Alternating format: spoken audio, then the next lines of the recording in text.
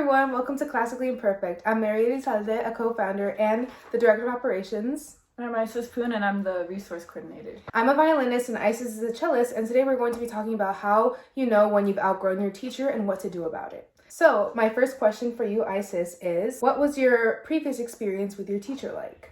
So my prior teacher, I had been with him for a couple years, I think 3 years.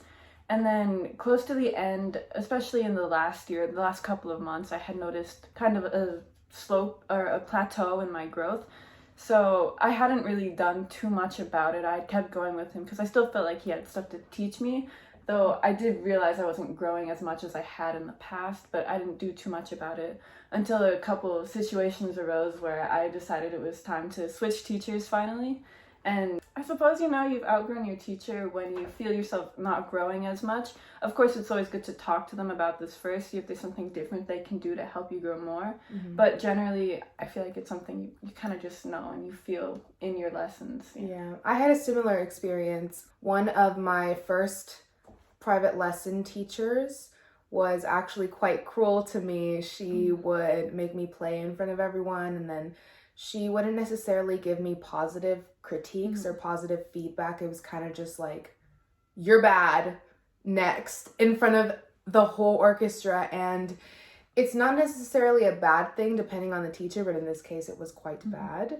I wouldn't recommend any teacher do that for any student, and it really affected my mental health as a whole because I had this one person who was supposed to be on my side and supposed to be helping me grow as a violinist embarrass me in front of my whole orchestra, and it really affected me. And I got to the point where I started crying one day and ran to the bathroom, and one of the other teachers, another violin teacher, confronted me, and she was like, "This is not okay. Are you okay?" And I was like, "No, I'm not okay, but I will be." Eventually I got out of it, of course, and that leads me to another question for you. What did this experience teach you? It really taught me to take control of my lessons because, the teacher is there to help you. And if you don't feel yourself growing or you don't feel them helping you as much anymore, it's within your best interest to either change teachers or make a change with your current teacher so that you can still get the most out of your lessons. Because, teachers supposed to be there to help you, to encourage you and have you grow and be the best player that you can possibly be. Once I actually decided to change teachers, it helped me realize, I don't want to say what I was missing out on, but rather the potential that a teacher can have for your growth, especially as you continue in music and, your playing style will change and your artistic views will change, musicality, technique, and sometimes your teacher has to change with that so that it can keep you up and help you, uplift you to be the best player you can be. So, yeah. I completely agree. Once I switched teachers too, it really helped with my confidence and self-esteem. Obviously, we can all grow as musicians, but it was just nice to see a point of view that didn't damage my mental health as much as my prior teacher did. Next question. What caused you to change teachers? What specific event made you realize, oh my God, I need to leave? Well, specifically for me, it had to do with a scholarship I was a part of, basically just my teacher not fulfilling his part of the scholarship. And at that point, it kind of made me realize that he wasn't doing everything that he was supposed to be doing. He kind of been holding on to the hope of him doing it for a while, and it just wasn't happening. So eventually, as that came to a close and I wasn't able to end up fulfilling the scholarship because of my teacher, then I realized it was time to change and fell out of contact with the teacher. So after I made the change, though, it's a lot better now. And correct me if I'm wrong, but this kind of made you realize that you, as a player, could do so much better with another teacher because that teacher was just not doing his half. Yeah. Okay, next question. How has this shift positively or negatively influenced your mental health?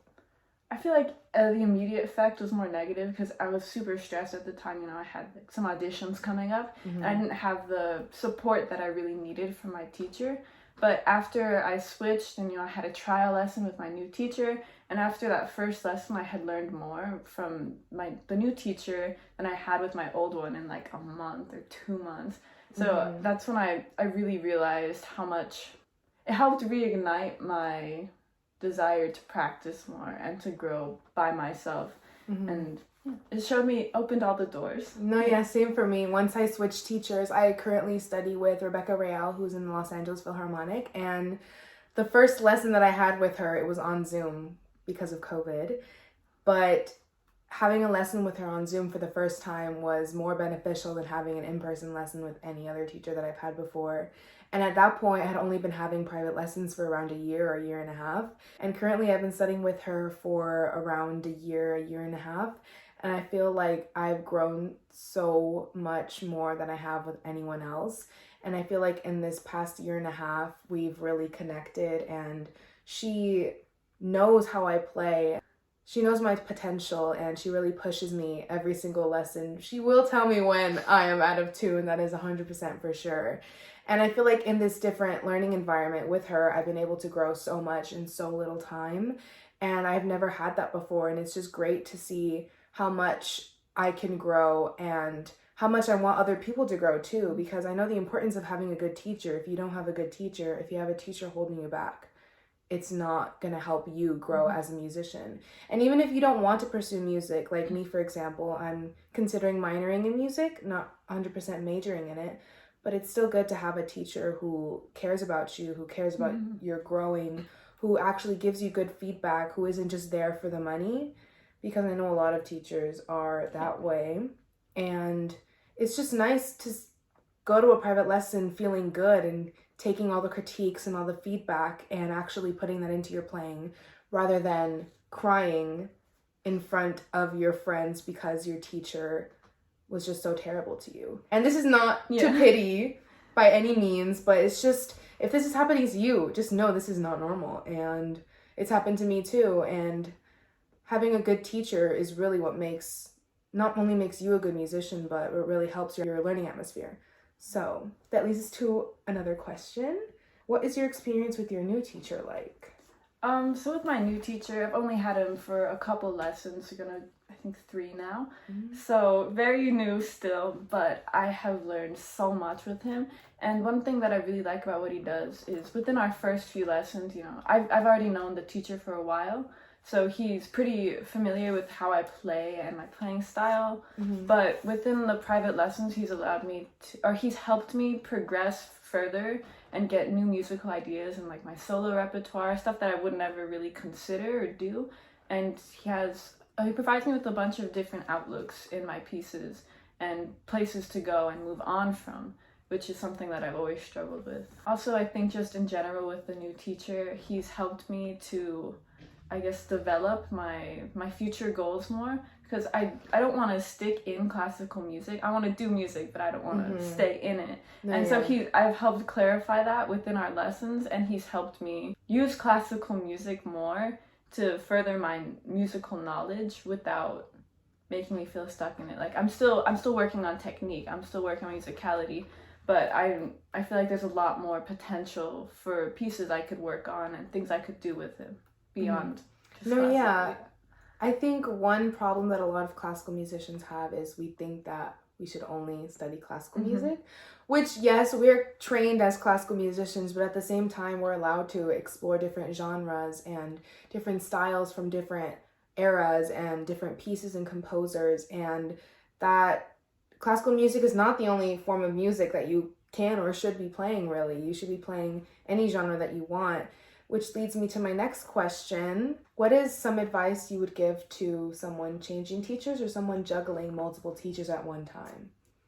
I would say probably don't be afraid of the change, and always look out for which teachers have like your best interests in mind and which ones you think will complement you best, not only as a teacher and their teaching style, but as a person.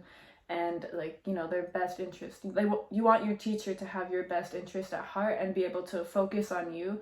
Like if they're a professional musician or someone in the field, it's still important that they're there to teach you and not just play on their own. And of course, teaching provides musical experience, but you want a teacher that is dedicated to you and that can help you be the best version of yourself in music. So yeah. That was so beautiful. Thank you, Isis, for joining me in this conversation today. If you want to see more videos, interviews, and conversations about Classically Imperfect and just learn more about us, make sure to click the link in our bio. Bye!